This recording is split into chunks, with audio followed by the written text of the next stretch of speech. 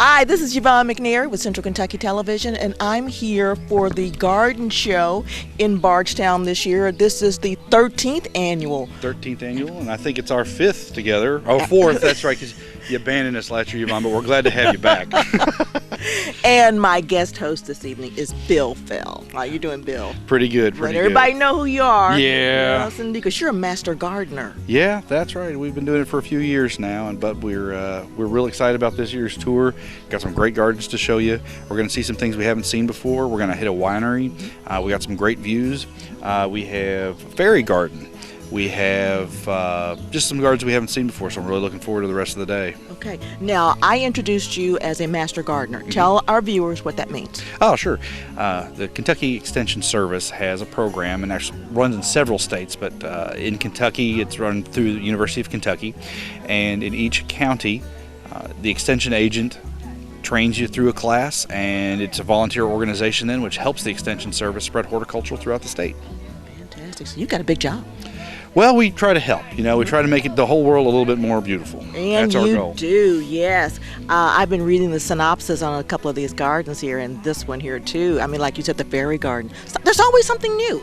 It surprised me too, because this is the 8th or 9th year I've been in the Master Gardeners, and you think, oh, this year's tour, it's going to be more flowers. Mm-hmm. But every year we happen to run into something that's like, wow, that is something I've never seen before, or I've only seen it in pictures. Now I get to see it in real life. Well, yes. Well, I'm really pleased because, I promised our viewers that they would see something new and exciting. And I said there's always something new and exciting at the Bardstown Garden Show here. So, I was telling the truth. So, hey. They can trust in me. Yeah, yeah. I won't lead you wrong. Because I've always had a great time at these garden shows because they're so creative and they put things together that you never thought would work together, and then yet they look so good. And these people, they open up their houses, they open up their hearts, and this is their souls. This is where they spend their evenings and their weekends, and they've tried to make this their own world, and they're sharing it with us, and I'm just so glad that we find some people each year willing to do that. Yes, indeed. You want to go ahead and tell us a little bit about this garden? Well, sure. This is Vita Spalding's garden, and she is here, I think, so we may want to go over and talk to her, but she has a few different things that we're going to see today, including a fairy garden and what she calls her heirloom garden. So let's go find her and take a look. Sounds great. I'm here with Emma. Emma, how old are you? 7. 7 years old. And this fairy garden over here, is this yours? It's mine and my grandma's. Okay, tell me all about the fairy garden. How did you decide to put a fairy garden together? Well, we went to a few different places and seen some stuff, and we got it, and we decided to make a fairy garden. Okay, a fairy garden. How did you hear about a fairy garden? Well, we went to this one place, and it had different things of fairy gardens, and we decided to buy some stuff and put it together. Okay. Now, which one is your favorite fairy? Probably that one. Probably that one right there. Okay. Well, listen, thank you so much, Emma, for sharing this with us today, okay? And hopefully you'll have another fairy garden for us next year, okay? This is Yvonne, and I'm here with Vita Spalding. We're at your home, actually the home of Vita and Herman Spalding. Yeah, I'll have to give him some credit this year. Well, Vita, how long have you been at this location? We moved here in fall of 2011, and it's actually probably about a 3-year-old garden. Okay. Yeah. I know this is called your happy place. It is. This is my relaxation part. It's also my heritage garden. All the pieces of the farm equipment, things that are in here belong to my family. So these are heirlooms? Yes. From the family yes. heirlooms you have in the garden? Yes, I do. Now, what made you decide to put this garden together like this? Well, it just kind of happened. I took up sod and some things like that, and I've always been one to like the old farm pieces and equipment and things like that, and of course it is my background. I was raised on a farm, so that's kind of what I did. I just kind of went with what I knew and what I grew up with. Okay, so we're talking about these plants here are plants that you grew up with as a child. Some of them are, yes. The peonies and some of the hydrangeas and stuff like that is things that I remember in my grandmother's garden. Dahlias and some odd things. But there's a lot of newer plants too that I enjoy and have collected, and some different You know, things. it's really a lot of eye candy out here, all these different pieces and things that your eye jumps from just one spot to the other. It does. I had a lady earlier, she went around through the garden. She said, well, I'm going to turn around and go back the other way because I think I see something different when I go the other direction. So, yeah, there is a lot to see. So, Okay, now to get ready for the garden show this year, when did you need to start? where did I start? Boy, that's a good one. I actually started by just going through and taking up flowers that really wasn't doing what they needed to do, putting in a few other ones, and then putting down mulch, fabric.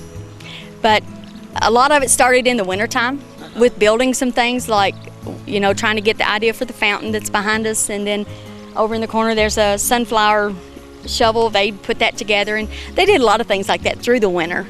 So we kind of got started early. So you knew what you wanted. I knew where I was going with it, and I had a list. And every time my husband would look at this list, he'd be like, More stuff, huh? yeah. He'll say, "Is my list almost over?" Well, I know one of your favorites is right behind us. Yes, it is. The water Yes, it feature. is. I'm going to move over to one side here Okay. so we can get a good shot at it. Tell us about your water feature. This is a disc. It's something that anybody that knows anything about a farm knows about. You know, it breaks the ground up. You don't see them a lot used anymore. I mean, some people do, but not a whole lot. I have a nephew that helped me put this together, and it was a lot of trial and error. We just kind of had to take it a step at a time and put it together. I saw a picture, and then that was just kind of, we went from that. But I was very proud of the way it turned out. It looks wonderful. It Thank sounds you. great, too. You know? I do like it. I can hear it all over the garden and up on the deck, and even out in the vegetable garden I can hear it, and I really like it. Well, listen, thank you so much for sharing your garden with us. And letting us I'm very come honored through to have everybody here. and browse through. It's Browse wonderful. through. Yes, yes. Thank you. Thank you. Hi, this is Yvonne, and I'm at the home of Pat and Herb Schwartz. How you doing? I'm fine. A little warm, but I'm fine. Yeah. Okay, and this, of course, is Pat. That's right. And, of course, this is your garden, right? Yes, it is. Herb is my toter. He totes things for me, and I do the designing. Yeah. Well, then, I need you to tell us a little bit about your garden, what you have out here. Well, I plant with bees and butterflies in mind, and you'll see that my garden is really crowded because I don't like to weed. So I figure the tighter you pack things, the less weeding you do. I have all sorts of things that bees and butterflies like. Out front, I have some bronze fennel. I have the gara and the butterfly weed. Just about everything around, you'll see that some type, either native bee or a honeybee, because you can see I keep honeybees, like these flowers. Okay, now what made you decide on this type of garden? Well, I'm lazy. I don't like to weed. So, and it becomes less expensive when you pack your plants together. You buy a lot less mulch, and it looks just really pretty. And there's always something coming along. There's always something in bloom. All right. Well, I noticed also that you have a wonderful water feature back there. Yes, I do. My koi fish, they are very tame. They're beautiful, and I really, really love them. Now, from start to finish, how long does it take you to get ready for the garden show? Okay, I worked for 2 months really hard. I did. We just tidied up a lot and just made sure that things looked pretty and mowed an awful lot. Well, I know you've got land here. We're here on top, and it just progressively goes down to the pond. Yes, we call that Puddle Dunk Pond. Puddle Dunk Pond, and it's our game fish pond. It has bass and bluegill in it, and we have a pair of geese that come every year and raise their babies. And there's 3 mallards down there right now, and then we have domestic geese as well, our ducks, that come up and down the hill. I don't know why, but they come up and down the hill every day. They're coming to see you. They Coming to do. visit. Every morning they're up here. Yes. Take advantage of seeing all these wonderful flowers that you have, plants you have out here. Wow, this is really one great garden, and it's so peaceful with the water in the background. It is really, it's heaven. It's really lovely. We are very fortunate. We really are. Well, Pat, thank you so much. Well, thank you for sharing coming, your and I'm garden glad with us everybody today. came. I'm glad they're enjoying it. Thank you. This Thank is Yvonne, you. and we're still at the Schwartz house, and I'm here with Bill, who's going to give us a little information on what exactly we found here in the front yard. Yeah, you know, Pat doesn't like to weed. You heard her say it a couple of times. A couple of times. Yeah. So, but what's a weed? And it's sort of like, I've been to other countries and I've seen that they'll sell dandelion seeds for your garden. Right? For us, no way, right? We're paying big money to get rid of their dandelions. What Pat allowed to happen is that she's allowed her spring violets, those things that are the bane of many a lawn person. She let them grow and cover up all the ground in here. So the only weed that's in the entire bed is violets. They bloom in the spring. They're edible.